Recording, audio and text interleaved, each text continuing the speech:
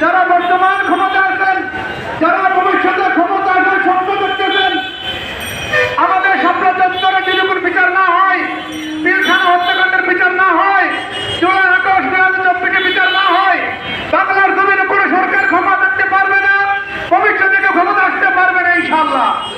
এই জন্য আমরা আজকে যুব মজলিসের পক্ষ থেকে, খেলাফত মজলিসের পক্ষ থেকে বর্তমান সরকারকে তদন্ত আহ্বান জানাবো, নিরপেক্ষ সুষ্ঠু তদন্ত কমিশন গঠন করো, শাপলা চত্বর খুনিদেরকে অবশ্যই প্রকাশ্যে ফাঁসির কাজকে ঝুলিয়ে তাদের বিচার কার্যকর করে এই বাংলার জমিনকে পূর্ণ পবিত্র করতে হবে। 50 বছর পরেও স্বাধীনতা যুদ্ধ উপরে বিচার হয়, বাংলার জমিনে 12 বছর পর নয়, 14 বছর পর প্রয়োজন হয়, শাপলা চত্বরের প্রত্যেকটা শহীদের রক্তের এক একটা ফুলের বিনিময় আমরা গিয়ে ছাড়বো ইনশাআল্লাহ। আল্লাহ তাআলা তৌফিক দান করুন। আসসালামু আলাইকুম ওয়া রাহমাতুল্লাহ।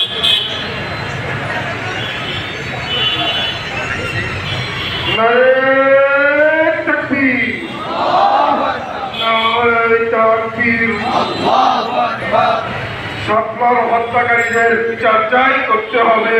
শাপলার হত্যাকারীদের যুব মজলিস